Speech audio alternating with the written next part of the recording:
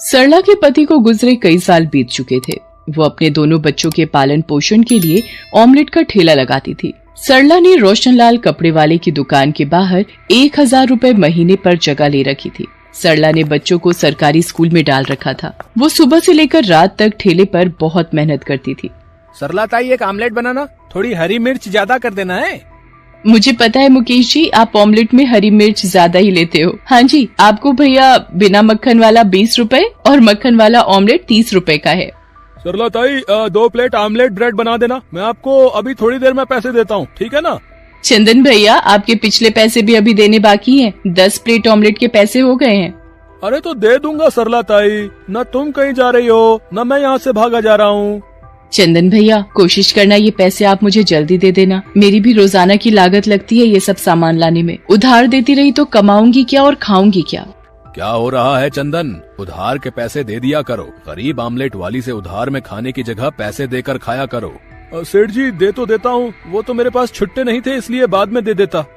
सरला ताई, महीने के 1000 रुपए कब दे रही हो? भाई जी, आपको मैं कल पकड़ा दूंगी। चंदन, कल साड़ियों का नया माल आना है, मुझे डॉक्टर के पास जाना है, तो मैं थोड़ी देर से आऊंगा। तुम सारा माल उतरवा लेना। ठीक है सेठ जी, मैं रखवा लूंगा। अगले दिन रोशनलाल डॉक्टर के पास चला जाता है। चंदन दुकान पर साड़ियों का माल उतरवा रहा था, तभी उसका दोस्त मदन आ जाता है। और चंदन, कैसे है मेरे दोस्त? हैं? ये ले, अगले महीने मेरी शादी है, ये मेरी शादी का कार्ड पकड़ है। आ बैठ थोड़ी देर यहाँ, मैं जरा ये माल गिन कर रख लूँ। और बता, क्या खाएगा? रुक, मैं आमलेट ब्रेड मंगवाता हूँ। है, तुझे तो आमलेट ब्रेड पसंद है ना? अब तू इतना कह रहा है तो मंगवा ले। सरला ताई, 2 ब्रेड आमलेट देना, मक्खन मार के, एकदम बढ़िया है। पैसे तो इसकी जेब से निकलते नहीं हैं। रोजाना उधार ले लेकर मेरे ब्रेड ऑमलेट खाता है। बस 1-2 दिन और देखूंगी, नहीं तो इससे अपना हिसाब करती हूँ।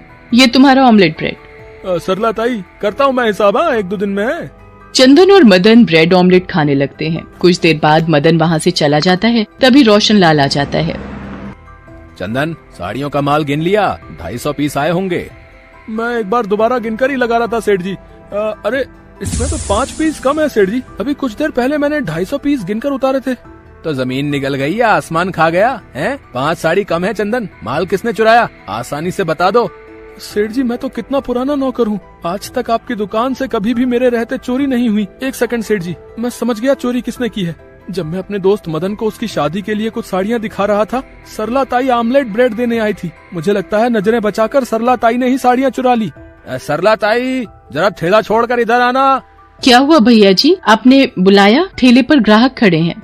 चोर कहीं की, मेरी दुकान से साड़ियाँ चुरा कर अपना ठेला चलाएगी। मैं अभी पुलिस को बुलाता हूँ, तभी उगलेगी तू कि तूने चोरी की है। नहीं भैया जी, मैंने कोई चोरी नहीं की। मैं भला आपकी दुकान से साड़ियाँ कैसे चोरी कर सकती हूँ? मुझे कुछ भी नहीं पता इस बारे में भैया जी। सरला ताई, दुकान पर तू ही तो आमलेट और ब्रेड लेकर आई थी ना उसी वक्त। मैं माल को गिन कर रख रहा था, 5 साड़ियाँ कम हुई हैं और यकीनन वो साड़ियाँ तुमने ही चुराई हैं और कोई तो दुकान पर आया ही नहीं। चंदन, पुलिस को फोन मिलाओ, इसे चोरी करने की सजा मिलनी ही चाहिए। भैया जी, ऐसा मत करो। घर पर मेरे छोटे छोटे बच्चे मेरी राह देख रहे होंगे। मुझे जेल में मत भेजो। मैंने कोई चोरी नहीं की है, मेरे ऊपर रहम करो। ठीक है, मैं तुझे पुलिस के हवाले नहीं करूँगा, पर मुझे आज के बाद तेरा ठेला अपनी दुकान के बाहर नजर ना आए, नहीं तो पुलिस को बुलाने में मुझे देर नहीं लगेगी। चाप 2000 रुपए मुझे पकड़ा और निकल यहाँ से, और बाकी की साड़ियों के 8000 रुपए मुझे तू लौटा देगी अगले हफ्ते ही।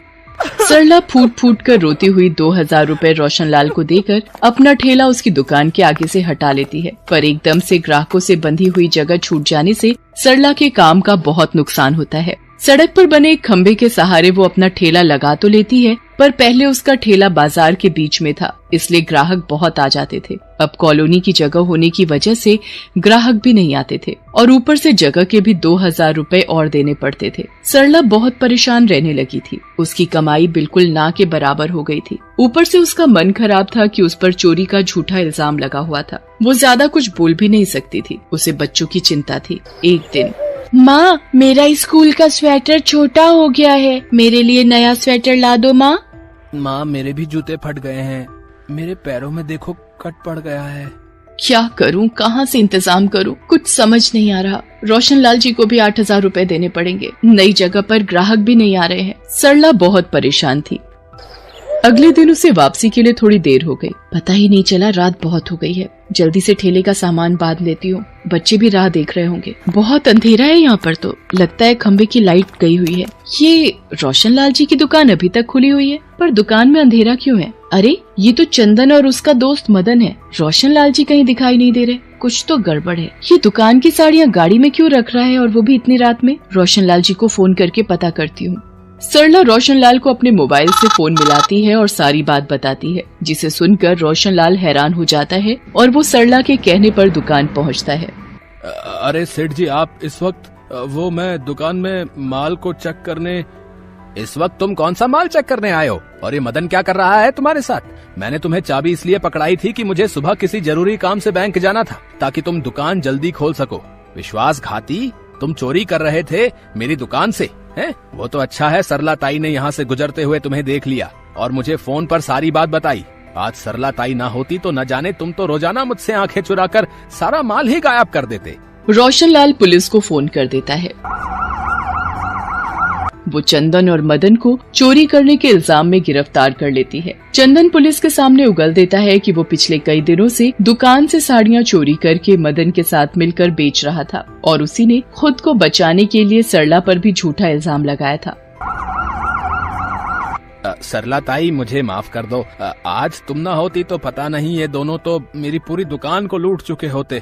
तुम्हारा बहुत बहुत शुक्रिया। और मैंने तुम्हारे साथ इतना गलत व्यवहार किया, फिर भी तुमने आज मेरी सहायता की। तुम्हें कहीं और जाने की जरूरत नहीं है। तुम मेरी दुकान के बाहर ही अपना आमलेट का ठेला लगाओगी और मैं उसके कोई पैसे तुमसे नहीं लूंगा, बल्कि मुझे तो तुम्हारे जैसे विश्वासी लोगों की ही जरूरत है, जो मेरी दुकान का ऐसे चोरों से ख्याल भी रखेंगे।